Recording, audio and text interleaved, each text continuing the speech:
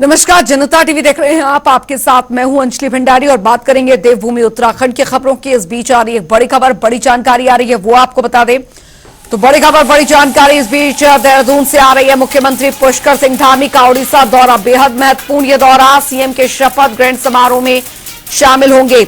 यह इस वक्त की बड़ी खबर। मोहन चरण मांझी लेंगे उड़ीसा के सीएम पद की शपथ। यह इस वक्त की बड़ी खबर। सीएम धामी ने मोहन चरण मांझी को बधाई दी है। तो मुख्यमंत्री पुष्कर सिंह धामी का उड़ीसा दौरा बेहद महत्वपूर्ण आ रहा है। सीएम के शपथ ग्रहण समारोह में शामिल होने के लिए पहुंचे हैं मुख्यमंत्री धामी। मोहन चरण मांझी लेंगे उड़ीसा के सीएम पद की शपथ। इस बीच जानकारी, बड़ी जानकारी, महत्वपूर्ण जानकारी आ रही है। सीएम धामी का ये उड़ीसा दौरा बेहद महत्वपूर्ण माना जा रहा है। सीएम के शपथ ग्रहण समारोह में शामिल होंगे और जानकारी, मोहन चरण मांझी लेंगे उड़ीसा के सीएम पद की शपथ। बड़ी खबर, सीएम धामी ने मोहन चरण मांझी को बधाई दी है। तो बड़ी खबर आपको बता रहे हैं, मुख्यमंत्री पुष्कर सिंह धामी का उड़ीसा दौरा बेहद महत्वपूर्ण माना जा रहा है। मोहन चरण मांझी लेंगे उड़ीसा के सीएम पद की शपथ। सीएम धामी ने मोहन चरण मांझी को बधाई दी है।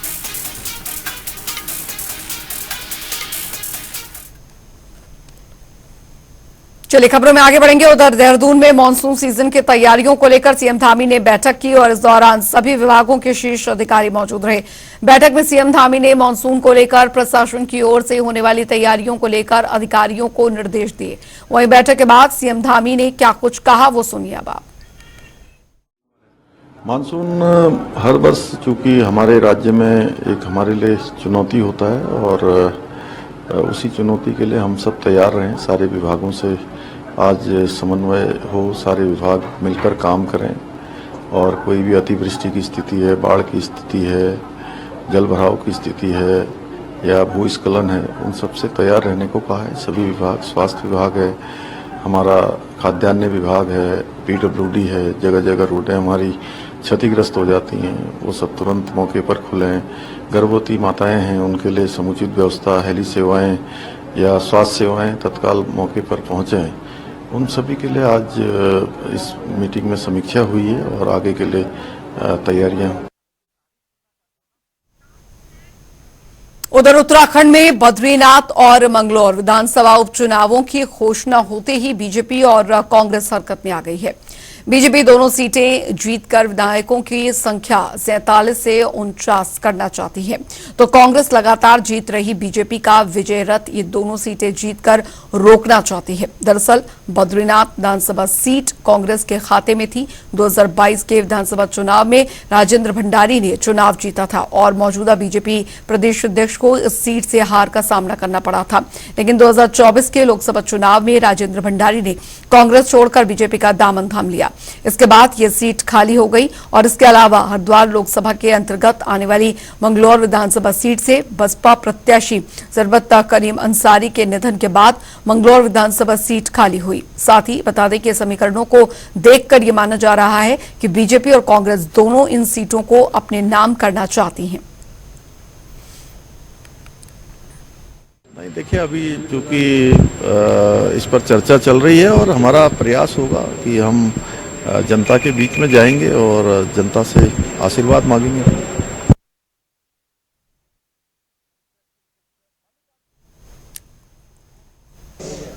तो आपने सुना, इन दोनों ही सीटों पर उपचुनाव को लेकर तैयारियां जो है न सिर्फ बीजेपी बल्कि कांग्रेस में भी लगातार यहां पर चल रही है और दोनों की कोशिश इस सीट को फतेह करने की होगी। योगेश राणा संवाददाता हमारे साथ जुड़ गए और योगेश राणा ब्यूरो चीफ हमारे साथ इस बीच जुड़ गए हैं ज्यादा जानकारी के साथ। योगेश, क्योंकि कुल मिलाकर अगर देखा जाए दोनों ही सीटों पर जो उपचुनाव यहां पर होने हैं उसको लेकर न सिर्फ बीजेपी बल्कि कांग्रेस पूरी ताकत के साथ, पूरी तैयारी के साथ यहां पर जुट गई है। जहां एक तरफ बीजेपी की कोशिश यहां पर यह होगी कि इस पर जीत दर्ज की जा सके इन दोनों ही सीटों पर, वहीं दूसरी तरफ कांग्रेस की पूरी चुनौती यहां पर यह होगी, कोशिश यहां पर यह होगी कि बीजेपी के विजय रथ को यहां पर रोका जाए। बिल्कुल अंजलि, ये जो उत्तराखंड में उपचुनाव आए हैं दो सीटों पर, ये बहुत ही ज्यादा महत्वपूर्ण हो गए हैं। इसलिए महत्वपूर्ण हो गए हैं क्योंकि अगर बद्रीनाथ सीट की बात करें तो ये कांग्रेस के पास थी। कांग्रेस के जो विधायक रहे राजेंद्र भंडारी, वो बीजेपी में शामिल हो गए, तो इसीलिए उनको इस्तीफा देना पड़ा, तो ये सीट खाली हो गई। और जो मैंगलोर सीट है वो बीएसपी के पास रही है, वहां से जो विधायक रहे उनके निधन के बाद ये सीट खाली हुई थी। अभी वैसे तो ये इसलिए ज्यादा महत्वपूर्ण हो जाता है क्योंकि पिछले अगर 10 साल से देखें तो उत्तराखंड में जितने उपचुनाव हुए हैं, विधानसभा चुनाव हुए हैं और हाल ही में जो लोकसभा चुनाव हुए हैं, वो बीजेपी को कांग्रेस रोक नहीं पाई। लेकिन इन दोनों उपचुनाव के समीकरण दूसरे बनते हैं। अभी जो लोकसभा के चुनाव हुए हैं उनमें अगर देखें तो बद्रीनाथ जो सीट है उस पर बीजेपी को लीड मिली है और जो मंगलौर सीट है वो बीएसपी के पास गई थी, लेकिन वहां पर कांग्रेस को उस विधानसभा सीट पर कांग्रेस को लीड मिली है। तो इसीलिए अगर देखा जाए तो ये उत्तराखंड में कांग्रेस के प्रदेश अध्यक्ष कर्ण मेहरा के सामने एक बड़ी चुनौती है और बड़ी चुनौती इसलिए बन जाती है क्योंकि पार्टी से सटे उत्तर प्रदेश में कांग्रेस को बहुत अच्छा रिस्पॉन्स मिला है और ओवरऑल भी अगर देखें तो कांग्रेस ने बड़ा हासिल किया है पूरे देश में। लेकिन उत्तराखंड में 5 सीटों पर कांग्रेस कोई कमाल नहीं कर पाई। लगातार तीसरी बार 5 सीटें लोकसभा की कांग्रेस ने गंवाई है। तो इसीलिए ये उत्तराखंड में कांग्रेस के लिए बहुत बड़ी चुनौती है और बीजेपी इसलिए दबाव में है क्योंकि देश की राजनीति बदलती हुई दिख रही है। देश के हिंदी पट्टी के कई सारे प्रदेशों में बीजेपी को नुकसान हुआ है, तो इसीलिए उपचुनाव में अगर वो इन दोनों सीटों को हासिल कर लेती है एक बड़ी लाइन खींच जाएगी क्योंकि ये दोनों ही सीटें बीजेपी के पास नहीं रही है जो 22 का चुनाव हुआ था उसमें। तो इसलिए दोनों के लिए बहुत बड़ी ये एक तरह से चुनौती है और कर्ण मेहरा के लिए इसलिए भी चुनौती बड़ी बन जाती है कि अगर आप 2022 का चुनाव देखें, हरिद्वार में जो त्रिस्तरीय पंचायत चुनाव हुए थे, चंपावत का उपचुनाव हुआ था विधानसभा का, इसके अलावा बागेश्वर का उपचुनाव हुआ था और अभी जो लोकसभा के चुनाव हुए हैं उन सारे ही चुनाव में कांग्रेस में बड़ी गुटबाजी दिखी है। अगर देखें तो बहुत चुनाव आते ही बहुत साफ उत्तराखंड में कांग्रेस में 3 पावर सेंटर बन जाते हैं, तो तीनों पावर सेंटर के चलते हुए कर्ण मेहरा को जूझना पड़ता है पार्टी के अंदर भी और पार्टी के बाहर भी। तो इसीलिए ओवरऑल अगर देखेंगे तो ये कांग्रेस के लिए बड़ी चुनौती है और कर्ण मेहरा के लिए तो बहुत बड़ी चुनौती है कि वो चुनाव को लेकर बहुत बड़ी लाइन खींच पाएंगे या नहीं खींच पाएंगे। और उत्तर प्रदेश में जब कांग्रेस को बढ़त मिलती है तो उत्तराखंड में वो इस चुनाव में खुद को साबित कर पाएंगे कि नहीं कर पाएंगे, ये एक बड़ी चुनौतीपूर्ण स्थिति कांग्रेस के लिए है इस चुनाव में। जी बिल्कुल, कांग्रेस के लिए तो ये बड़ी चुनौती है ही, लेकिन अब योगेश जी क्योंकि कुल मिलाकर अभी लोकसभा चुनाव भी खत्म हुए और उत्तराखंड की अगर स्थिति यहाँ पर देखी जाए तो बीजेपी के काफी फेवर में रही और हो सकता है चुनाव का जो हवा है इस बीच वो भी लगातार बरकरार है। कितना फायदा अभी हाल फिलहाल के जो लोकसभा चुनाव के परिणाम रहे हैं और उसका इम्पैक्ट जो है वो इन 2 सीटों पर जो चुनाव होने जा रहे हैं उस पर पड़ता दिख सकता है? देखिए, इसमें सबसे बड़ी बात अगर देखेंगे बद्रीनाथ सीट को लेकर है।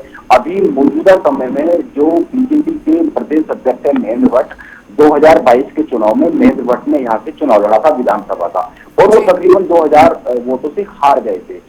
इन्हीं राजेंद्र भंडारी ने उनको हराया था जो आम चुनाव से पहले अभी बीजेपी में शामिल हो गए।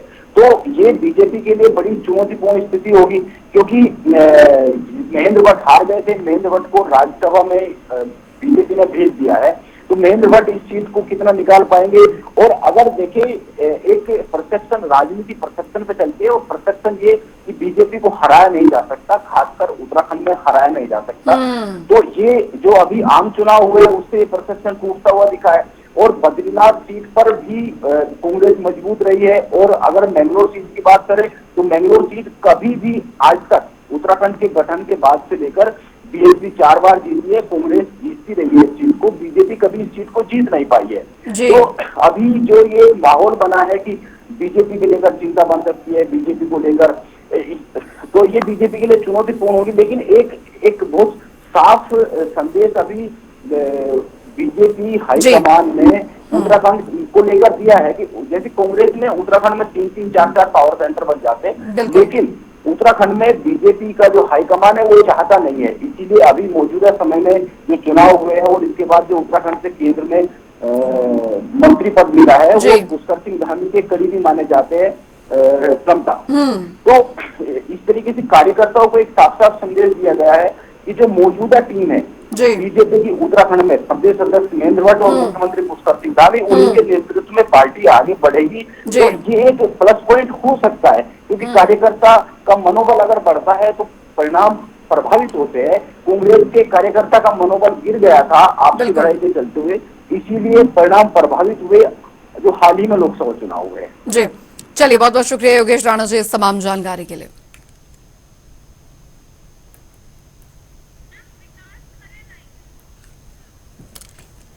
विकास करें संवाददाता हमारे साथ इस बीच जुड़ गए हैं ज्यादा जानकारी के साथ। विकास, कुल मिलाकर बहुत ही दिलचस्प यहां पर हो जाता है क्योंकि हाल फिलहाल अभी लोकसभा चुनाव भी संपन्न हुए और उत्तराखंड में खासकर बीजेपी के लिए काफी फेवरेबल रहा, लेकिन ये 2 विधानसभा सीटों पर जो उपचुनाव यहां पर होने जा रहे हैं, किस और रुख यहां पर बनता दिख रहा है? दोनों ही पार्टियां जो है अपनी अपनी तैयारी में जुटी हुई हैं।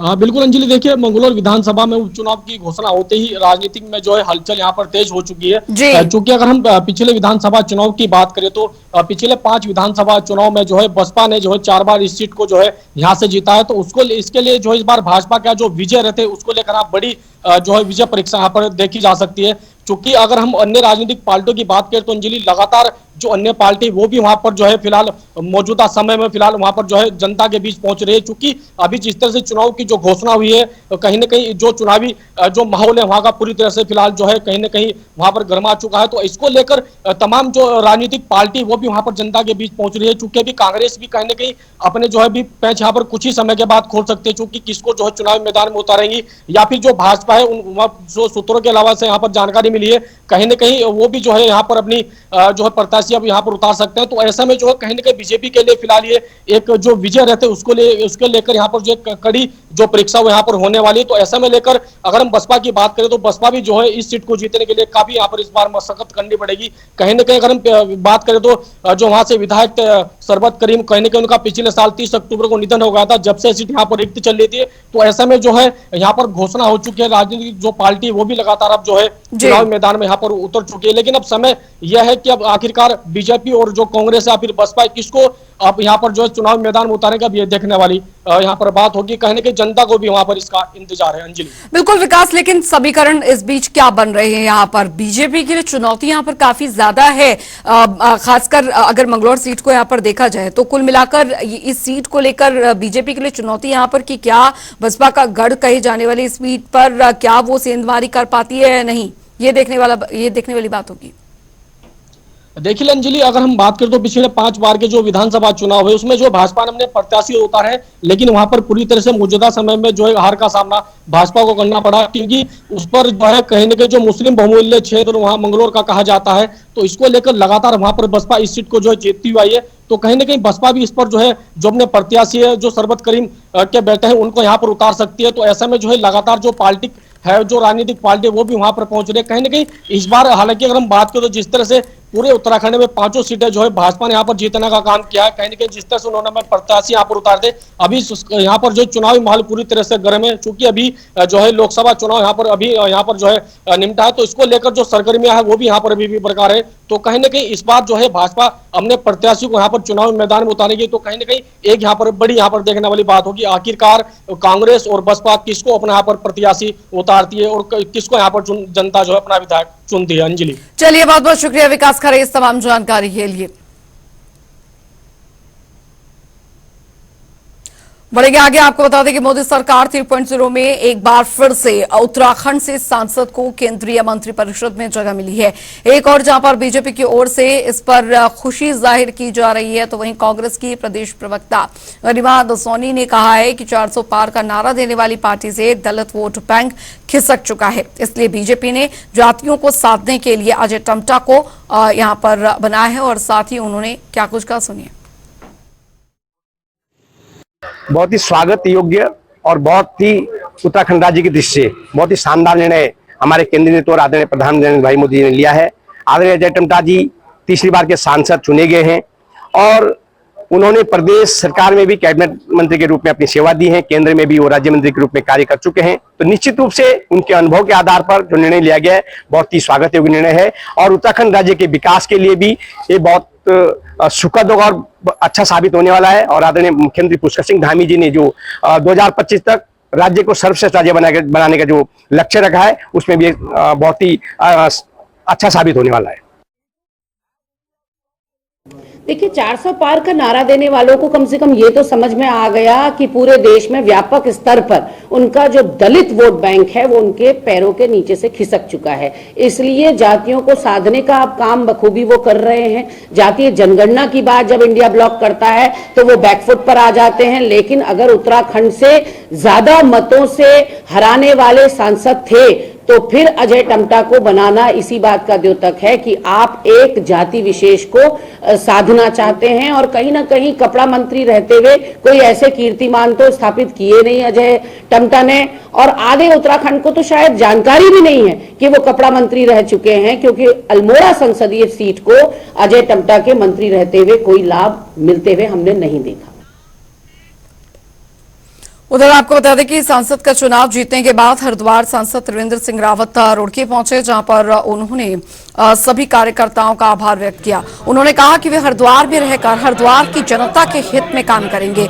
जो सम्मान हरिद्वार की जनता ने उन्हें दिया है उसके वे सदैव आभारी रहेंगे। आप लोगों ने चुनाव में किया है, हमारी बात जनता तक पहुंचाई है।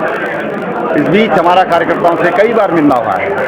अब हमको जनता का आभार प्रकट करने की दृष्टि हम कार्यकर्ताओं से विचार करेंगे, क्योंकि आचार संहिता भी लग चुकी है और आदर्श आचार संहिता प्रारंभ हो गई है। तो कार्यकर्ताओं से बैठ करके जनता का आभार हम कैसे, मतदाताओं का आभार हम कैसे प्रकट करेंगे, उसके बारे में आज हम मिले हैं। आप लोगों के माध्यम से मैं हरिद्वार लोकसभा की जनता का आभार भी प्रकट करना चाहता हूं कि आप लोगों ने इतने प्रचंड बहुमत के साथ हरिद्वार लोकसभा जिताकर और मुझे सांसद यहां से बनाकर भेजा। उधर प्रदेश में 38वें राष्ट्रीय खेलों का आयोजन को लेकर प्रशासन की ओर से तैयारियां की जा रही हैं। हालांकि आपको बता दें कि 38वें राष्ट्रीय खेलों से पहले राज्य स्तरीय खेलकूद प्रतियोगिता होनी है, जिससे कि खिलाड़ियों का चयन राष्ट्रीय खेलों के लिए किया जाना है। लेकिन लोकसभा चुनाव के तहत लगी आचार संहिता के चलते राज्य स्तरीय खेलकूद प्रतियोगिता का आयोजन नहीं हो पाया था और अब एक बार फिर से उपचुनाव को लेकर आचार संहिता लागू हो गई है। ऐसे में अब इस पर जानकारी देते हुए खेल मंत्री रेखा आर्या ने बताया कि मुख्यमंत्री के निर्देशों पर खेल विभाग ने तैयारियां शुरू कर दी थी, लेकिन प्रदेश में लोकसभा चुनाव के मद्देनजर आचार संहिता लागू थी, जिस वजह से राज्य स्तरीय खेलकूद प्रतियोगिताएं नहीं हो पाई। अब विभाग एक बार फिर से राज्य स्तरीय खेलकूद प्रतियोगिताओं की रूपरेखा तैयार कर रहा है।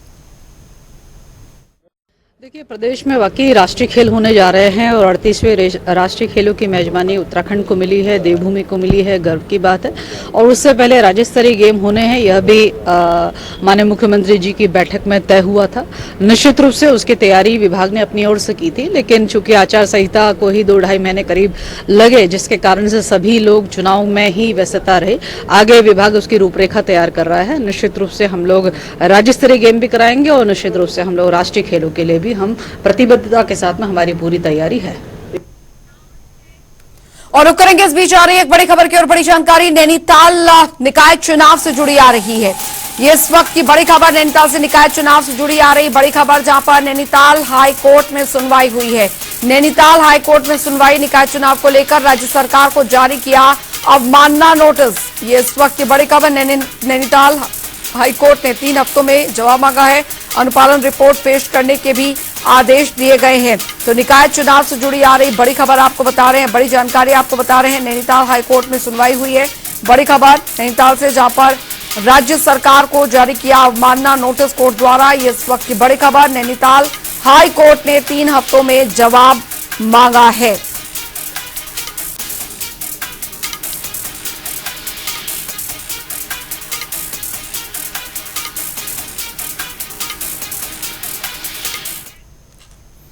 बढ़ेंगे आगे। उधर गंगोत्री से उत्तरकाशी की ओर जा रही बस अचानक से खाई में गिर गई। हादसे में बस सवार 27 लोगों में एक महिला यात्री की मौत हो गई, जबकि 12 लोग घायल हैं। स्थानीय लोगों की मदद से घायलों को जिला अस्पताल पहुंचाया गया। मौके पर पहुंची पुलिस का रेस्क्यू अभियान जारी है। उत्तर प्रदेश में तापमान बढ़ने के साथ ही गर्मी का प्रकोप लगातार जारी है। हालात इस कदर हद तक खराब हो चुके हैं कि आने वाले 6 से 7 दिनों तक गर्मी से राहत मिलने के कोई भी आसार नजर नहीं आ रहे। वहीं इसको लेकर मौसम विभाग ने अगले कई जनपदों में हीट वेव का अलर्ट भी जारी किया है। उत्तराखंड में अधिकांश स्थानों पे तो मौसम शुष्क रहेगा। लेकिन उत्तरकाशी, रुद्रप्रयाग, चमोली, पिथौरागढ़, बागेश्वर जनपद है, उनके ऊंचाई वाले स्थानों पर कहीं कहीं बहुत हल्की से हल्की वर्षा और गरज चमक के साथ वर्षा मिलने की संभावना है। उसके बाद 14-15 में भी जो इन जनपदों के कुछ स्थानों पे हल्की से मध्यम वर्षा, गरज चमक के साथ वर्षा मिलने की संभावना है, जबकि जो अन्य जनपद है वहाँ पर मौसम शुष्क रहेगा। तो ये कह सकते हैं कि आगे आने वाले 5 से 7 दिन जो है ज़्यादातर स्थानों पे मौसम जो है शुष्क रहेगा। और तापमान की बात करें तो अभी जो वर्तमान में जो उत्तराखंड में कुछ स्थानों पर जो अधिकांश तापमान है वो सामान्य से 3 से 5 डिग्री ऊपर चल रहे हैं, और आगे आने वाले 2 से 3 दिन में जो अधिकतम तापमान में 1 से 2 डिग्री सेल्सियस की बढ़ोतरी की संभावना है। तो जिसके चलते जो आगे आने वाले 11 से 13 तारीख तक उत्तराखंड के जो मैदानी क्षेत्र और पर्वतीय क्षेत्र है वहाँ पर कुछ स्थानों पर हीट वेव जो है कि मिलने की संभावना है। उसके बाद 14-15 तारीख को जो है उत्तराखंड के मैदानी क्षेत्र और उनसे लगे जनपद हैं जैसे कि देहरादून, हरिद्वार, पौड़ी, नैनीताल और उधम सिंह नगर जनपद है, वहां पर हीट वेव मिलने की संभावना है। उधर आपको बता दें कि जनपद उधम सिंह नगर के खटीमा में भीषण गर्मी के चलते जगह जगह पर छबील लगाकर शीतल मीठा शरबत पिलाया जा रहा है। इसी क्रम में टनकपुर रोड, जामा मस्जिद रोड पर सिखों के 5वें गुरु अर्जुन देव जी की शहीदी दिवस के उपलक्ष्य में स्थानीय व्यापारियों, समाज सेवियों और गणमान्य व्यक्तियों के सहयोग से भीषण गर्मी में राहत दिलाने के लिए छबील लगाकर लोगों को शीतल मीठा शरबत पिलाया जा रहा है। वहीं तमाम लोगों ने शीतल मीठा शरबत पीकर आयोजकों का धन्यवाद और आभार व्यक्त किया।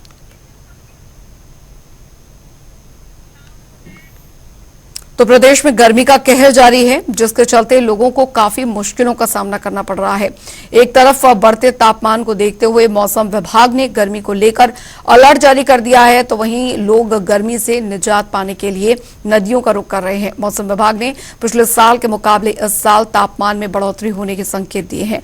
आपको बता दें कि मौसम वैज्ञानिकों ने मानसून आने में देरी की संभावना जताई है।